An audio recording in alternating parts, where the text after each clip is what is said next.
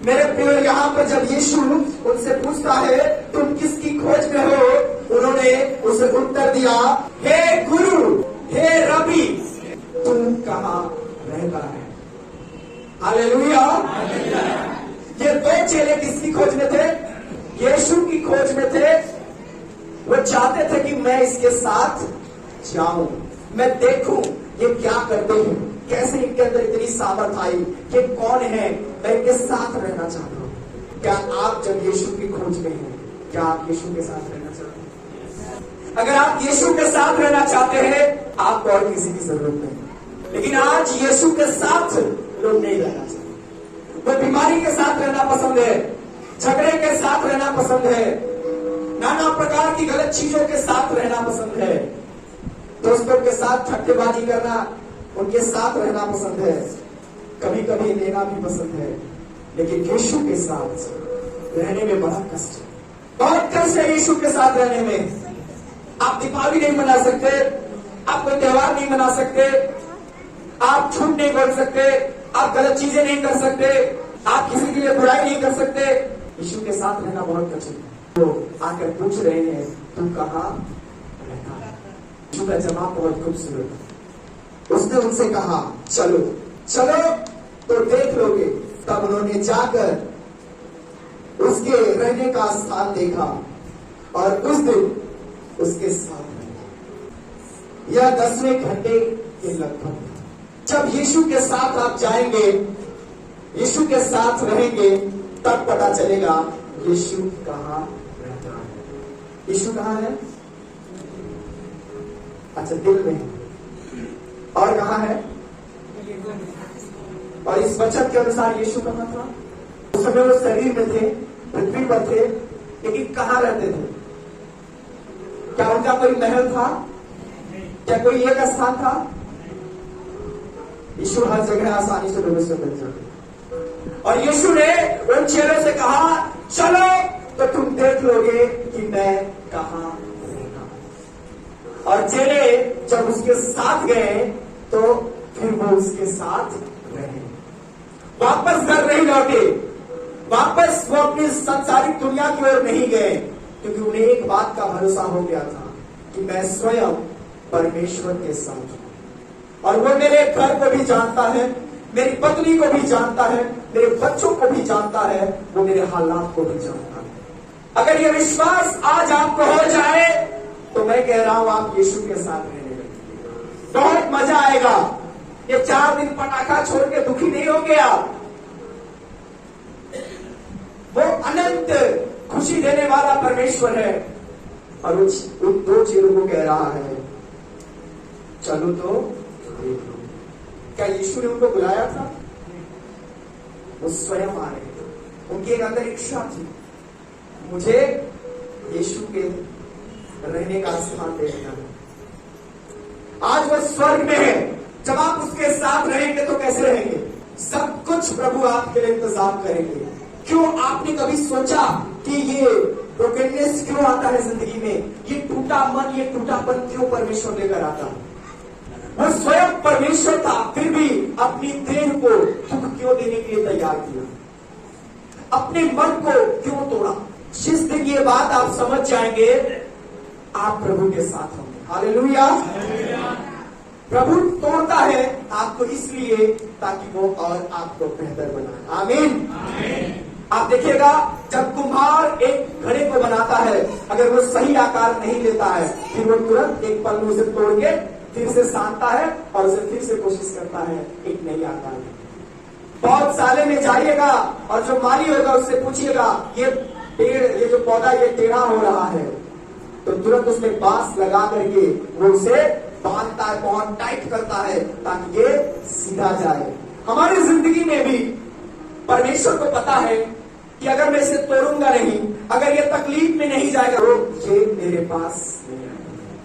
उसे बहुत अच्छे से पता है। टूटापन जब आता, जब आप कहते हैं कि मैं बहुत दुखी हूं, मेरा मन बहुत उदास है, आप प्रभु के बहुत पास हो। क्योंकि ना उस समय आपको बीवी की याद आएगी, ना बच्चों की याद आएगी, ना सास ससुर की याद आएगी, किसी की नहीं, ना आपका धन, कुछ भी नहीं, लेकिन आपको जरूर परमेश्वर की याद आएगी। क्योंकि परमेश्वर टूटे जो दो चेले यीशु के पीछे आ रहे थे, पहली बात है उनके अंदर एक अभिलाषा थी।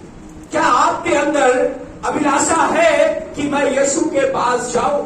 मैंने इसलिए आपको कहा, बहुत सारे हैं जो सीजनल क्रिश्चियन हैं, उनको पता चलेगा अच्छा चंगाई मीटिंग है तो आएंगे, पता चलेगा अच्छा फैमिली मीटिंग है तो इधर आना है, अच्छा दुख हो गया तब आएंगे, क्रिसमस आ रहा है पूरे परिवार के साथ चलेंगे, रिश्तेदारों को भी बुलाएंगे। सीजनल क्रिश्चियन मत बनिए, प्रभु आपके साथ नहीं है। अगर तुम मुझसे प्रेम करते हो तो मेरी आज्ञा मानोगे, और यही तेरा औलाद अगर मर जाए फिर भी तुझे मैं आशीष दूंगा तब जब तुम मेरी आज्ञा मानोगे। अय्यूब एक आज्ञाकारी पर्सन था, सब कुछ बर्बाद हो गया, फिर भी वो परमेश्वर से प्रेम करता था क्योंकि वो उसकी आज्ञा को। आप ये ना सोचें कि जब मैं यीशु में आया तो मेरा घर गिर गया, जब मैं यीशु में आया तो मेरा पत्नी बीमार हो गई, मेरा और खराब हो गया। यीशु कह रहा मैं डबल देंगे कर, मैं तुझे अब तोड़ रहा हूं, तुझे एक आकार दूंगा, तुझे बनाऊंगा, तुझे अभिषेक से भरूंगा, लेकिन उसके लिए तुम्हें सही ढांचे में आने की जरूरत है। मेरे मन में बहुत प्रश्न हो रहे थे, क्यों परमेश्वर ऐसा क्यों? प्रभु ने अपने वचन से जो तमाचा मारा मुझे ना, मैं स्थिर हो गया। परमेश्वर के सामने कोई प्रश्न नहीं चलेगा। यहाँ पे दो व्यक्ति को यीशु ने नहीं बुलाया, लेकिन इसके अंदर एक अभिलाषा थी कि मुझे यीशु के पास जाना है, मुझे उससे मिलना है। मेरे पास एक सब्जेक्ट था, एक विषय था, वो क्या था? जीसस। और कोई विषय नहीं था, केवल क्या विषय था? जीसस। और जब कोई सब्जेक्ट मिलता है, हिस्ट्री मिलता है, तो आप उसके बारे में पूरी जानते हैं कि नहीं? जब आप पढ़ाई करते हो तो जानते हैं, क्योंकि उसको बिना पढ़े तो पास होंगे नहीं। जब इन्होंने अभिलाषा उत्पन्न किया तो यीशु इनका सब्जेक्ट बन गया, और फिर वो पूरा सर्च करने लगे। यीशु जहां जहां जाएगा तो तेरे साथ चलूंगा, तू जो जैसे रहेगा मैं भी वैसे रहूंगा, तू जंगल में रहेगा मैं भी रहूंगा। यीशु कहा देखो पहले से मैं बोल दे रहा हूं, अगर मेरे पीछे आ रहे हो सकरा मार्ग है, दुख बहुत होगा, कष्ट होगा, मेरे कारण तुमको लोग सताएंगे, मारेंगे, दुख भी देंगे, क्लेश में जाओगे, जेल में भी जाओगे, लोग तुम्हें बहुत प्रकार की बातें बोलेंगे, सोच लो समझ लो फिर मेरे पास आना। तो तुम्हें गाली देगा, तुम्हें गाली के बदले उसे गाली नहीं देना होगा। जब कोई तुम्हारे ऊपर मुकदमा करेगा, तुम्हें मुकदमा के बदले मुकदमा नहीं करना होगा। लेकिन एक चीज आप तैयार कर रहे हैं, हेल्दी लाइफ तैयार कर रहे हैं। Hallelujah, hallelujah. वचन में लिखा है धर्मी को मैं जानता हूं और उसके मध्य में मैं रहता हूं, लेकिन दुष्टों को मैं नहीं जानता। वो उस फूल के समान है जो अभी खिले हैं, कुछ समय के बाद मुरझा जाएंगे। लेकिन धर्मी के बारे में बाइबल में लिखा है वो खजूर के समान होंगे, उनकी डालियां कभी नहीं सूखेंगी, वो लहलहाते रहेंगे। और आप देखना खजूर के समय में उसकी फल जब देखना, जब सारे पौधे पेड़ जब अपना फल खत्म कर देते हैं, फिर उसमें फल। प्रभु कह रहा है मेरे लोग खजूर के समान होंगे, उस वृक्ष के समान होंगे। अब आप सोच लो आपको क्या चाहिए जिंदगी में, शैतान चाहिए या यीशु चाहिए? अगर यीशु चाहिए तो सही तरीके से चलना पड़ेगा, चंगाई आपकी होगी। अब विषय ही है तो किसकी खोज में? पहली बात है चेलों के अंदर यीशु के प्रति एक अभिलाषा था, वो यीशु की खोज में गए। दूसरी बात थी उनका होल सब्जेक्ट चंगाई नहीं था, प्रॉस्पेरिटी नहीं थी, केवल यीशु था उनका विषय। और तीसरी बात है वो यीशु मसीह जहां रहते हैं वो वही रहना मांग रहे हैं, और हम कहां रहना मांग रहे हैं ये आप अच्छे से जानते हैं। 45 वर्ष पढ़ेंगे, देखिए लिखा है उसने उनसे कहा चलो तो देख लोगे। तब उन्होंने जाकर उसके रहने का स्थान देखा और उस दिन उसके साथ रहे। ये 10वें घंटे के लगभग था। यानी जब आप यीशु की खोज करते हैं तो उसमें टाइम लगता है। हालेलुया। चलो ने अभिलाषा दिखाई, यीशु को अपना विषय बनाया। तीसरी बात यीशु के स्थान को देखा। चौथी बात यीशु को टाइम दिया। क्या आप 10 घंटा यीशु के साथ बैठना चाहते हैं? जो प्रार्थना करेगा, मैं आपसे सच कह रहा हूं, वो जीत जाएगा। अगर आप प्रार्थना नहीं करते आपका मन कभी नहीं लगेगा। आप चर्च में खूब भर भर के दो, आप जाके खूब दान करो, लेकिन वो आशीष आप कभी नहीं पाएंगे जो परमेश्वर देना चाहता है। केवल प्रार्थना के द्वारा शैतान डरेगा। जब आप प्रार्थना करेंगे, वचन भी पढ़ेंगे, आज्ञा में भी रहेंगे। जब आप प्रार्थना नहीं करेंगे, आप एक्टिव नहीं रहेंगे, आप परमेश्वर के साथ कनेक्ट नहीं होंगे, आप डिस्कनेक्ट रहेंगे। क्योंकि प्रार्थना में समय देना होता है, प्रभु की सुननी पड़ती है, परमेश्वर के साथ चलना पड़ता है। तो प्रार्थना सबसे ज्यादा हमें करना है। मैंने अपने जीवन में देखा है, हर चीज का जवाब प्रार्थना है। हर चीज के लिए आप प्रार्थना करो। आपके ऊपर समस्या है, प्रार्थना में लग जाओ, बंधन टूटेंगे, स्वर्गदूत आपके साथ फाइट करेंगे, हर प्रकार की शैतानी चीजों को नाश करेगा परमेश्वर। वो आपकी मदद करेगा। जब आप प्रार्थना में होंगे तब वो आत्मिक रिसोर्सेस आपके लिए तैयार करेगा, वो भेजेगा, एंजल्स को भेजेगा और वो आपकी मदद करेंगे। समस्या ये है कि हम लोग प्रार्थना में नहीं ठहरते हैं। 41 पर देखिए, बहुत खूबसूरत बात है।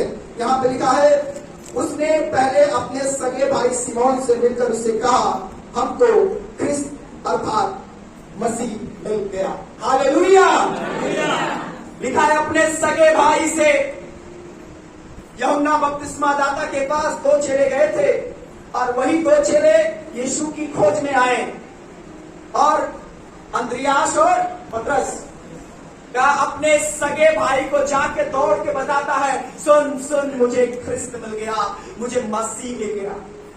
ये उसका रिजल्ट था, ये उसका परिणाम था कि उसने जिस विषय पर काम किया, जिस यीशु को जानने की कोशिश की, वो सक्सेस हुई, सफलता मिल गई उसको। और उसी सफलता को जाके बार बार अपने भाई से कह रहा है, मुझे यीशु मिल गया, मुझे यीशु मिल गया। उसको सब कुछ मिल गया। हमारा गंभीर नहीं, हमारी जिंदगी गंभीर नहीं है प्रभु के साथ। सफलता मिल गया, उसने यीशु को पा लिया और वो एक्टिव हो गया, बताने लगा लोगों को। और हम छिपाने लगते हैं तुरंत। अरे मेरा दोस्त मुझे क्या बोलेगा, तुम ईसाई हो गए हो, तुम चर्च जाते हो। अगर जीवन में सक्सेस पाना है, यीशु को और उसके वचन को आदर देना है। 42 पर वह उसे यीशु के पास लाया और यीशु ने उस पर दृष्टि करके कहा, तू यूहन्ना का पुत्र सिमोन है, तू कैफा अर्थात पतरस कहलाएगा। Hallelujah, hallelujah. उसको एक प्रेरणा मिल गई कि मुझे परमेश्वर ने पतरस मिला। और पतरस का मतलब होता है एक ऐसा चट्टान, एक ऐसा जो जिसमें परमेश्वर कलीसिया बनाता है और वो बहुत मजबूत है। प्रभु के बारे में सोचिए, जैसे परमेश्वर उसके नाम को चेंज किया, उसको एक प्रेरणा मिली। और वो प्रेरणा ऐसा था कि जब वो चलता था तो उसकी परछाई से लोग चले हुए थे। मुझे नहीं पता आपको प्रेरणा मिला है कि नहीं। अगर यीशु आपके साथ है तो सब प्रेरणा है। यूहन्ना बपतिस्मा दाता खुद यीशु का शिष्य नहीं बनना चाहता था, लेकिन उसने अपने 2 चेलों को भेजा कि तुम जाकर यीशु का शिष्य बनो। ऐसा मतलब ये नहीं है कि वो नहीं बनना चाहता था या उसके मन में ऐसे थी नहीं, क्योंकि जिस समय यीशु को बपतिस्मा दिया था वो समझ गया था कि यही है जो आज से लोगों को बपतिस्मा देगा। और वो यीशु के पास लोगों को भेजना शुरू। और ये यीशु जिसके पास लोग आते थे वही हमारा खुदा है। और जब लोग आए तो अपने सुकून को वहां पाए। और जब आज आप यीशु के पास आए हैं तो आपको भी सुकून मिलेगा। यीशु मसीह आज आपको निमंत्रण दे रहे। बोलिए पड़ोसी को, यीशु आज आपको निमंत्रण दे रहे हैं। आज वचन बोलिएगा मेरे पीछे। मत्ती 7:37 में लिखा है, यदि कोई प्यासा हो, बोलिए, तो मेरे पास आए और पिए। यीशु आपको निमंत्रण दे रहा है कि अगर कोई प्यासा है मेरे पास आए और पिए, क्योंकि जीवन का जल यीशु है, जिंदगी वो है। आज आपको निमंत्रण दे रहा है, आओ मेरे पास। मत्ती 11:28 में लिखा है, हे सब परिश्रम करने वालों और बोझ से दबे हुए लोगों, मेरे पास आओ, मेरे पास आओ और आकर देखो, आकर चखो यीशु कैसा है। क्या तैयार है इस निमंत्रण को लेने के लिए? और भविष्यवाणी की पुस्तक प्रकाशित वाक्य उसके 22 के 17 शब्द निकाल लीजिएगा। ये वचन सब पढ़िएगा।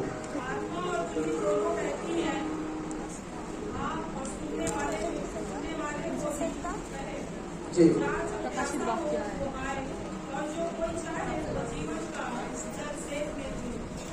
जी, अब 18 पद सब लोग मिलकर पढ़ेंगे। मैं हर एक को जो इस पुस्तक की भविष्यवाणी की बातें सुनाता है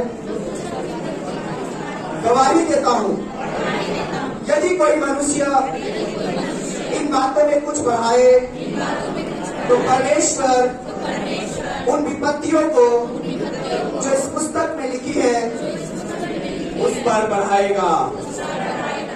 यीशु ने कहा, जो कोई प्यासा है वो मेरे पास है, जो कोई बोझ से दबा है, थक चुका है, हार चुका है, जिंदगी से निराश हो चुका है, मेरे पास आए।